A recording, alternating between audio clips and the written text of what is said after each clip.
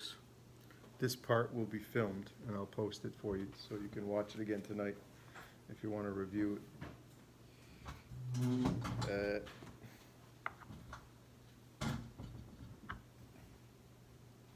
The question we're being asked is, by using a conversion factor from the back inside cover, determine the length in kilometers of a 500.0 mile automobile race. The conversion factor you'll find, if you had the book, which you don't, but which I have here, is 1.609344 kilometers. So notice I went to several decimal places. This is actually an exact quantity because each one of the conversion factors used to convert from miles to kilometers is known exactly. And I haven't measured 1 mile. I'm just pretending 1 mile. So that's not a measurement. So it can be exact. And if you want, I can show you. Well, I'm sure you don't want, but I'll show you anyway. So 1 mile is equal to exactly 5,280 feet. And 1 foot is 12 inches. So 12 inches per 1 foot. So you're allowed to cancel miles, feet. 2.54 centimeters per 1 inch. That cancels inches. Then you want to cancel centimeters next, so you're going to say 1 meter per 100 centimeters.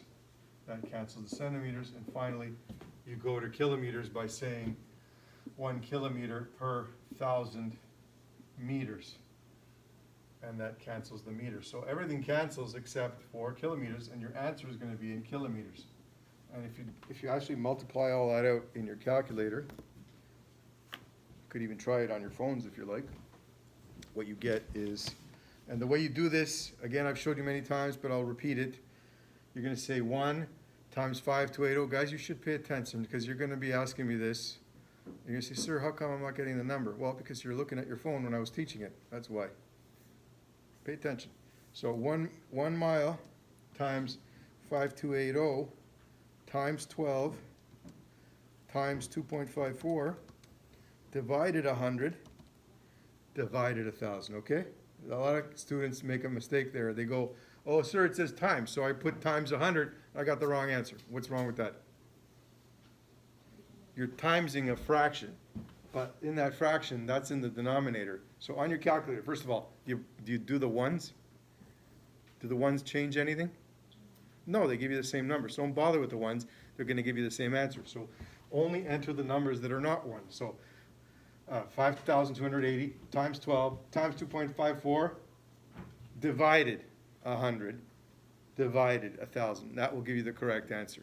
Okay, if I was to enter every single number, I would say 1 times 5,280 divided 1 times 12 divided 1 times 2.54 divided 1 times 1 divided 100 times 1 divided 1,000. I get the same answer, and I would have wasted a whole bunch of keystrokes. Don't bother with the ones. Just do the times and divides, the things that are not 1. And I guarantee you, you'll get the same answer as if you had entered every single number. Okay, I did something wrong here. I pressed plus. So divided 100 divided 1,000, and you get 1.609344, just like I did there. Okay, so 1 mile is exactly 1.609344 kilometers. If I express it in meters, I'd just move the decimal over by 3, right? Decimals here, but if I multiply by 10 to the power 3, then the decimal move 1, 2, 3. It's equal to 1,609.344 meters. If I turn it back into centimeters, then it moves the decimal over 2 more times, so you get 160,934.4 centimeters. And if I do it in millimeters, 1 mile is exactly 1,609,344 millimeters. Why you would want it to that level of accuracy, I can't imagine, although there might be some applications where it would be important. For example, when they were digging the, when they were making the channel. You ever heard of the channel? The channel was a tunnel they constructed from England to France in the English Channel. I don't know how many miles it is, but it's all underwater. So they made a highway underwater in the point of closest approach between France and I think it's France and England. Anyway, you could look it up. And they did the whole thing underground. They had two tunneling machines. One started on one side, one started on the other, and they met in the middle of the channel, underwater, under the ground, but also underwater, because they dug several, maybe 40 or 50 feet below the bottom of the channel. So obviously they didn't want the thing to flood. And now you can go from one end to the other, and you can cross across in a matter of an hour of driving, or there's a train that goes through very quickly. But quite a technological achievement. The amazing thing they did, though, is they got those two machines to meet almost head to head. So they had to have it very accurately aimed, and they used lasers to do it. They were off by 1 inch. After digging 20 miles underground, their tunnels met face to face. They were only off by 1 inch. In a tunnel the size of, it would be higher than the ceiling, I'm pretty sure. And then they put concrete casings to protect it so it doesn't flood. I think that'll be the future of transportation in the whole world. I mean, imagine, if you can, if Toronto had a 401 under the 401. Imagine if they built a tunnel, 100 feet underground, as big as this room, so that cars could go in both directions, 2 lanes here, 2 lanes there, in both directions. Then you could drive in the tunnel in the wintertime. They wouldn't plow it because it doesn't snow underground. All you'd have to make sure is that there was ventilation. Elon Musk is working on things like that in the US. He's trying to build a prototype where you can go in with your car and literally go from point A to point B, straight line. Instead of driving on streets on the surface, you go into one of these underground tunnels, and it goes directly to the spot that you want, as long as the tunnel's been dug. So you could theoretically build a whole crisscrossing network of tunnels, and you could use your GPS to direct you which way you want it to go without getting stuck in traffic. I think that's the future of travel. It's also the future of housing, where instead of building suburbs, they could build giant apartments. And some people like that. I wouldn't. I prefer to have land. But, to each his own. Let's do the problem now. I've proven to you that 1 mile equals exactly 1.609344 kilometers. We have now the question asking us, what is 500 miles in kilometers? We're going to use that conversion factor. Let you set it up. 500 miles, how do we write this conversion factor so that it gives us the correct answer? What appears on the bottom? What's the trick I taught you? Some of you should be starting to get it now. What's the trick I taught you when you want to get rid of the unit? The thing you want to get rid of has to be what? One word. Decimal? No, it has to be opposite. Right? So what do we have here in the numerator? Miles. What do I want to put opposite of miles so that I can cross it out? Nope. I can only cross something out with something else, with something that's the same. I can only cross out miles with what? Miles, right? I can only cross miles with miles. If I put anything over itself, what's miles over miles? 2 miles over 2 miles. What does that equal to? Anything over itself, what does it equal? I know you know this. It's the same, it equals 1, right? Anything over itself equals 1. What did I just tell you about when you multiply by 1? What does it do to the value of the thing? Nothing. It just keeps it the same. That's why you just ignore the ones. So anytime you have something over itself, you can cross it out. So how do I manage to cross out miles? I got to put miles somewhere on the bottom. Okay, so where do you see miles here? Is it on the left or on the right? It's on the left, so I'm going to take the left side of the expression and put it on the bottom, because that way allows me to cancel miles. That's how we set these up. That's how easy it is. You don't have to know anything special. All you have to do is set it up so that you're canceling out the thing that you're converting away from, and then you put the thing you are converting to on the other side. So this is going to be 1.609 blah blah blah kilometers. So what do you get? Just multiply it on the calculator and you find out. So you're going to get 500 times 1.609344.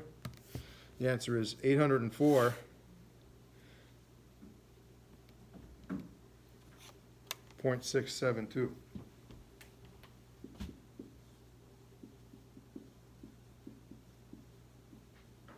You're gonna have to learn this, guys. You better read through this. Better watch my conversion units videos until you get it. I've got more than one published, so take the time. On page 27, top of the page, it says using 2 or more conversion factors. So it is often necessary to use several conversion factors in solving a problem. As an example, let's convert the length of an 8-meter rod to inches. The table on the back inside cover doesn't give the relationship between meters and inches. It does give the relationship between centimeters and inches, though, and from our knowledge of metric prefixes, we know that 1 centimeter equals 10 to the minus 2 of a meter, or you could say 10 to the 2 centimeters gives you 1 meter. You just flip the numbers and change the sign on the exponent. Thus, we can convert step by step, first from meters to centimeters, and then from centimeters to inches, as diagrammed in the margin. Combining the given quantity, 8 meters, and the 2 conversion factors we have, and you get 315 inches. So let's go to page 27, practice example. It says a car travels 28 miles per gallon of gasoline. How many kilometers per liter will it go? So now there's 2 conversion factors. You've got to know the conversion factor from gallons to liters. And there's actually 2 types of gallons. This is an American book, so I'm assuming he was thinking about the American gallon. So this calculator I have actually shows you that. Unfortunately, I can barely see where it is.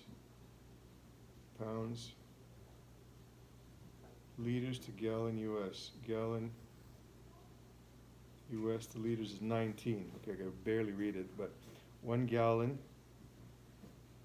second function, no, sorry, convert. Yeah, alpha convert 19. 3.78, okay. 3.785. So 1 US gallon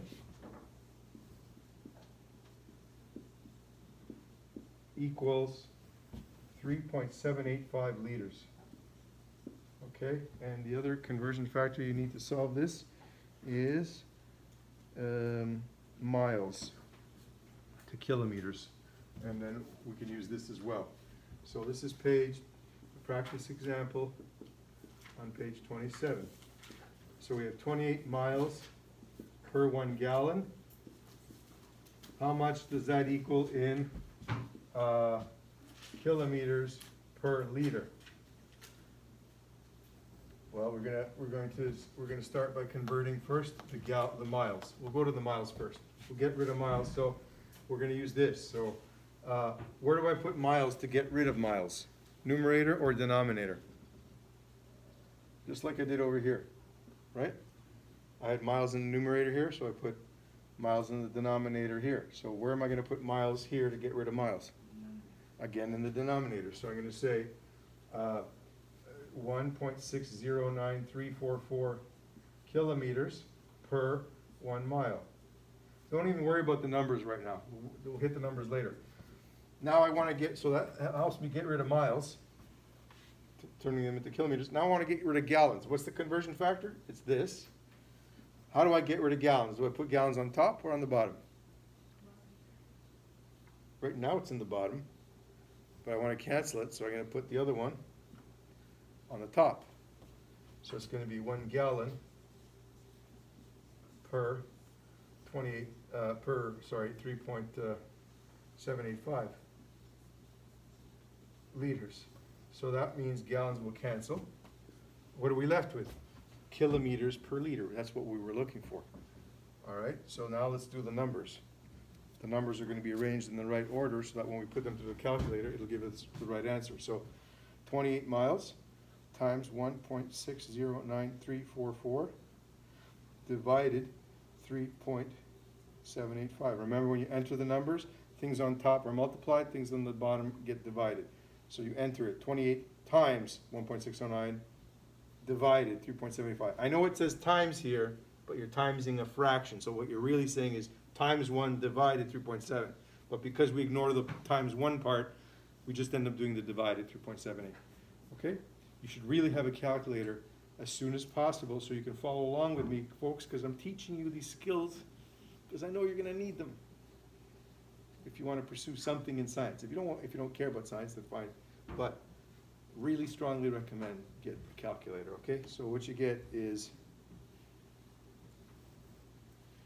11.9053189 kilometers per liter. Okay, that's your answer.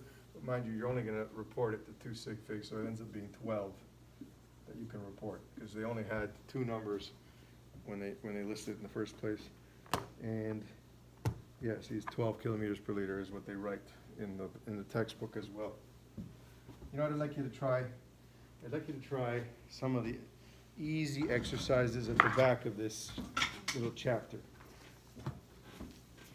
But you know what? Before you try stuff, reread the explanations. Sometimes students, they go straight to doing the homework and they just, they hit a wall and they go, sir, I don't get it. Well, no kidding, you haven't read the explanation the book gives because it really does help. Yeah. Yeah, go ahead. We'll do the density thing later. Let's try this. I'll give you some homework right now. You can do some of it in class.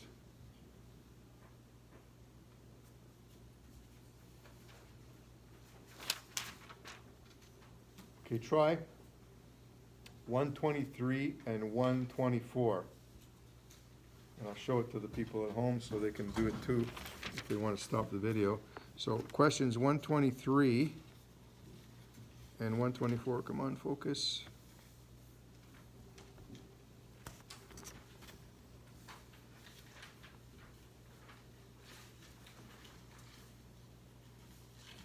(123) and 124. I recommend you just pause the video, do a screenshot, and then you'll have a non-moving version of it, and you can zoom in a bit. So 123, 124 is your homework. You'll be getting a copy of this tomorrow anyway when you come in the other cohort.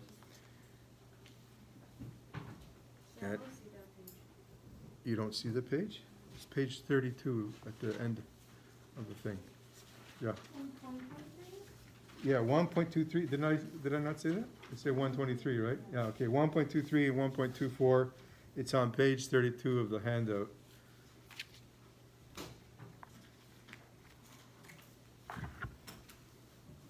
I'll show you an example of how to do one or two of the questions, and then you can try on your own to see if you're able to do it. It's stuff we covered in the past couple weeks.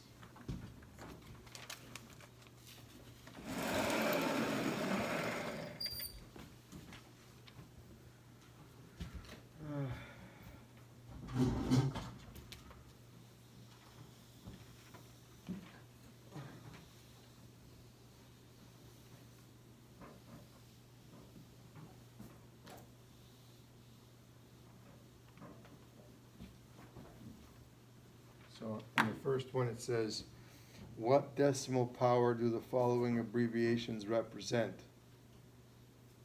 D. What do they use D for? Remember one of the first notes I gave you at the beginning of the year? They use it for either decimeter or decameter, but decameter was DA, so it's got to be decimeter, which is 1/10. All right, so this is how you would answer 1A.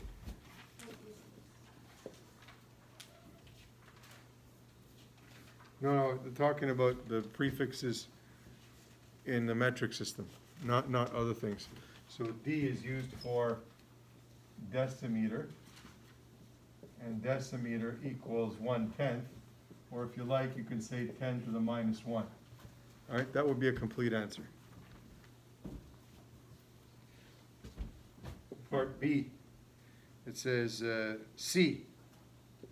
What do they use lowercase c for? Come on, you know one already. What are the? Centigram? It could be centigram or centimeter. Yeah, centi means the 1/100th. I'm just using meter because that's the measurement that fits nicely and that we're all familiar with. But it could be anything really. It could be centigram, centimeter, whatever. So centimeter. What we're interested in is the centi. And centi means 1/100th. And another way of saying that is 10 to the minus 2, right? Because 1 over 100, 100 is 10 to the power of 2, but because you put it in the denominator, if you bring it up to the numerator, it becomes 10 to the negative 2.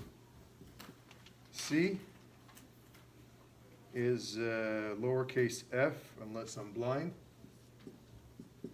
What does that stand for?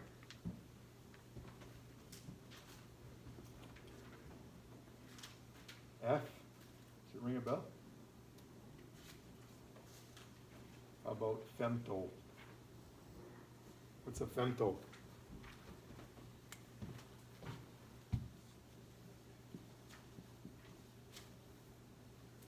A femtometer would be one, let's see,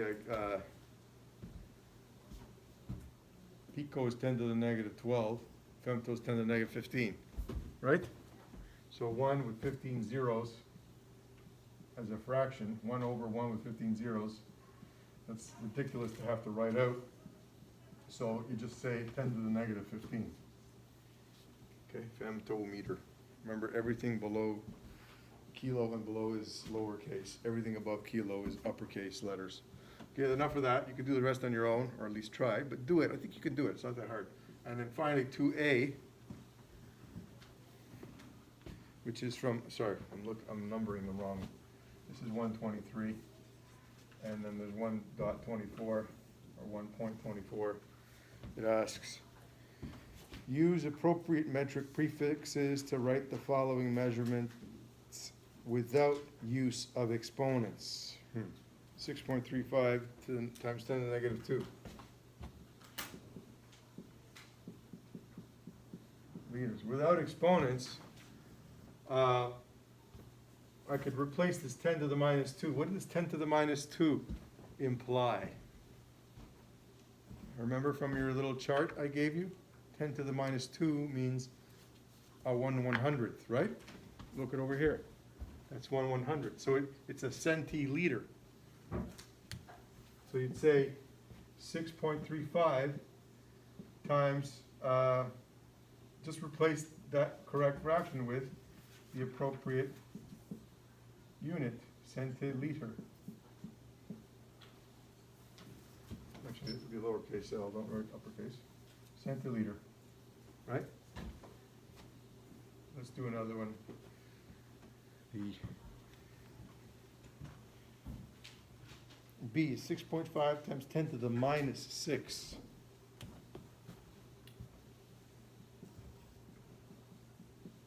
Seconds. What's 10 to the minus 6 on your chart? Good morning, everyone. As we near the end of our period class, I would just ask that the student supervisors be ready to dismiss classes at 11:20. And just a quick reminder, it's Ms. Vilsack, Principal of Father Henry Carr, and thanks so much to all of our cohort B students for coming in today in such an orderly manner and following all of the protocols. We're all working together to make sure that the school is a safe environment for everyone. So remember that you are online this afternoon for your other period class, if you have one, and as well that we will see you again on Thursday and again on Friday. This is one of those other weeks where we do A, B, A, B, B. So just make sure you check your timetable, please, and make sure you're in the right place at the right time. And a quick reminder for teachers with regards to attendance, there was an email communication that was sent out. Please make sure you review the procedures provided in that document. There were some bubble sheets that were were filled in for Monday and not today. So please make sure that for the afternoon that you are selecting the correct day. So have a wonderful afternoon, everyone. We will begin dismissal at 11:20, and we will see you again on Thursday. Have a wonderful day. Okay, another way of saying 10 to the minus 6 of anything is to say a micro of it, a millionth. If you look in your chart, which I gave you, 10 to the minus 6 is a millionth, in this case of a second. So it's a micro, oops, I put liters, microsecond.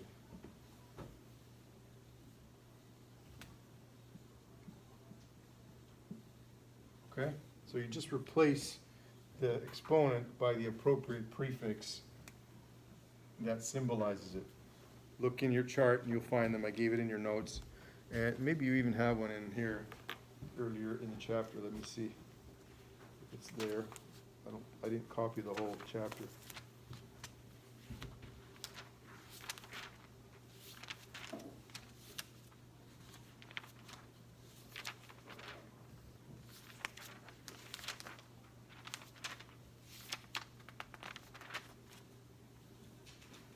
Do you have page 14 of that handout?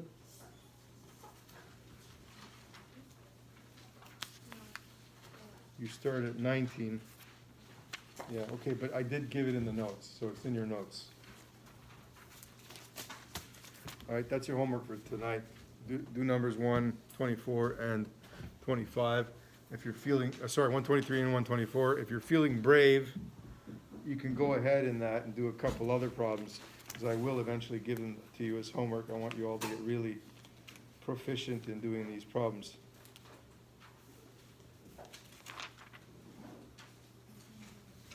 That'll be 25, 26. We'll be doing those over the next few days. Okay? So